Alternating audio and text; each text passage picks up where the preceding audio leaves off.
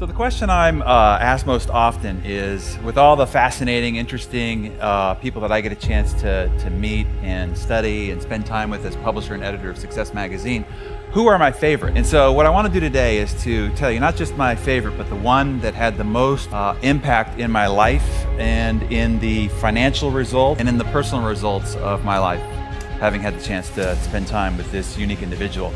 And it came from meeting a man on a plane, and we got to talking, and he started to tell me about his grandfather who had just turned 100 years of age. So he was a centenarian, which I was fascinated because I'd never met a centenarian. And the story is that he had immigrated from what used to be the Soviet Union, which is now the Ukraine, to the United States with his family, and they grew up in abject poverty. They lived in the basement of another family's home his whole growing up years, and because they couldn't afford to sustain themselves, he couldn't go to high school, and so he never went to high school.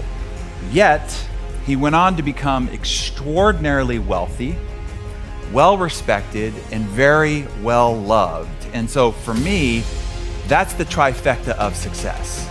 Wealthy, well-respected, and very loved. And so I asked if I could get his grandfather's phone number and if I could call him on the phone and see if I could inquire about doing an interview. And so he passed me his grandfather's number. I called him on the phone and finally got him on the line and said I would love to sit down and interview him and publicize his story and success. And he said, no, not a chance. He's a very, very private person and didn't want that kind of publicity. And so I switched my marketing mind and said, but we could document all the lessons that you learned of 100 years of wisdom, and you could pass it down to your children as a how to live the kind of extraordinary life you've proven, so that maybe great-great-great-grandchildren who never get a chance to meet you could learn the same lessons. And he seemed to get inspired by that idea. So I said, I will help memorialize that for you if we spend some time together. So I said, before we get together, I would ask that you write down everything you possibly learned that contributed to your extraordinary life on paper, okay? Just prepare your notes for it.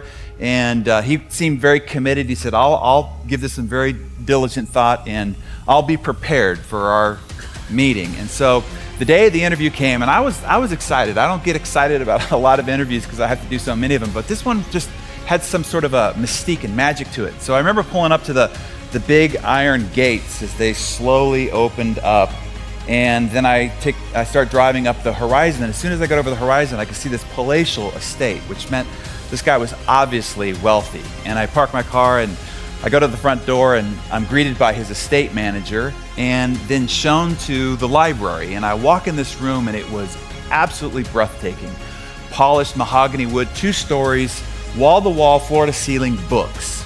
Rare books as well as contemporary modern, books maybe by many of you in this room, which was another indication that this is a man who, while never went to high school, is a serious student. So in the middle of the room were these 2 vintage wingback leather chairs, creased just perfectly like out of a Ralph Lauren catalog, and a marble table in the middle. And I even as I tell you the story, I could smell the leather of those 2 wingback chairs. So I took my seat and put my recording device down and my journals that I had come and the pens to wait for this deluge of wisdom that I was going to get from this man. And he eventually walks in and his skin is translucent, wrinkled. He's obviously old, but he's got this grace about him that obviously you don't acquire unless you've walked, for nearly 1 million hours on this planet. And when I shook his hand, I knew in that moment this was going to be something special. And so when he sat down, I said, so did you get a chance to write down all the wisdoms of 100 years of living? And he said, oh yeah, I did. And I said, well, where is it? Because I expected a big, thick, stack of documents. And he said, oh, I have it. And he reached into his breast pocket and said, it's right here. And he handed it over to me, and I took it and I opened it up and I read it in about 30 seconds because it was only 2/3 filled out. And I said, that's it? And I realized then that I was being disrespectful. And I said, well, how is all this? It's no way that all this is possible with what's just on this piece of paper. And he smiled knowingly and said, that's the problem.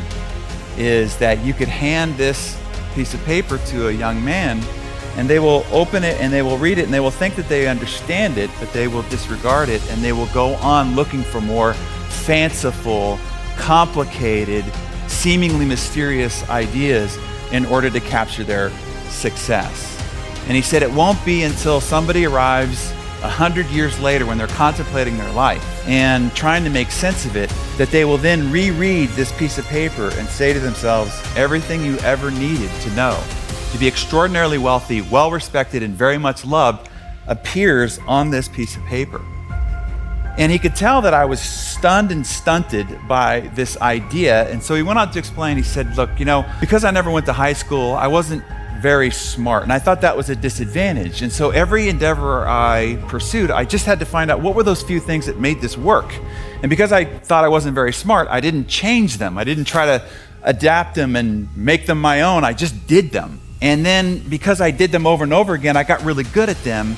And the thing that I thought was my disadvantage became my great advantage. And the first thing that was written on this piece of paper was, only a few things matter to anything. And he told me, and we went on for another 2 hours, and I don't think we talked about anything else that was on this piece of paper, but about this one concept, and that is, you want to find those few things, and then you want to stick to them, and then you want to master them.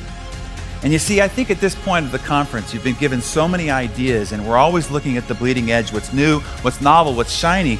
And this, I think, is a really important reminder that when it comes down to it, when you go back to your businesses or your relationships or your lives, in the end, only a few things matter. So I want to unpack this for you. I remember watching a Stephen Hawking's documentary, The Grand Design. He's trying to explain the cosmos and the universe.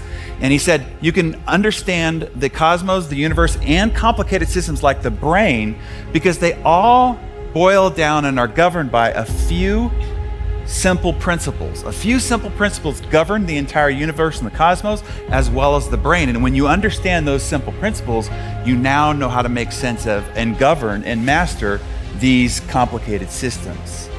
And so that's what I want to help you discover. So let's talk about finding.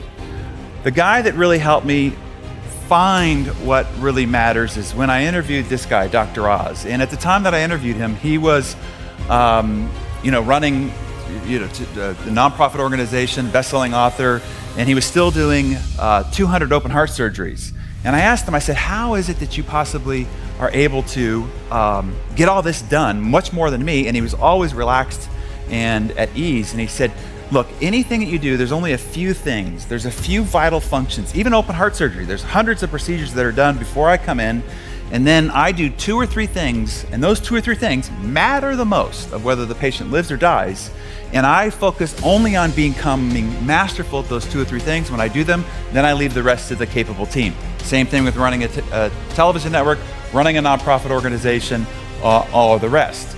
That's finding your vital few functions. Then, when it comes to focus or sticking to them, this is the guy that I really learned this from. When asked, what is the most, of any revolutionary product you or Apple's ever created, what are you most proud of? His answer was, I am as proud of what we don't do as I am of what we do. And then he went on to explain, people think focus means saying yes to the thing you have to focus on, but that's not what it means at all. It means saying no to the other 100 good ideas there are. You have to pick carefully, so saying no to the 1,000 things is your key to success. And when asking Warren Buffett, if you could boil your success down to one key principle of all the oracle, the Oracle of Omaha knows about investing and building wealth, what would be your one key to success? He said, for every 100 great opportunities that are brought to me, I say no 99 times. So I hope that in this brief period of time, taking 100 years of wisdom and boiling it down into 10 minutes, that you don't wait till you get to 100 years before you truly understand that in any endeavor, in any activity, in anything you're pursuing success in, there are only a few things that matter. Don't leave the field of the few things that matter to chase the novel, the new, and the exciting, because ultimately you'll leave success on the table. Thank you all very much.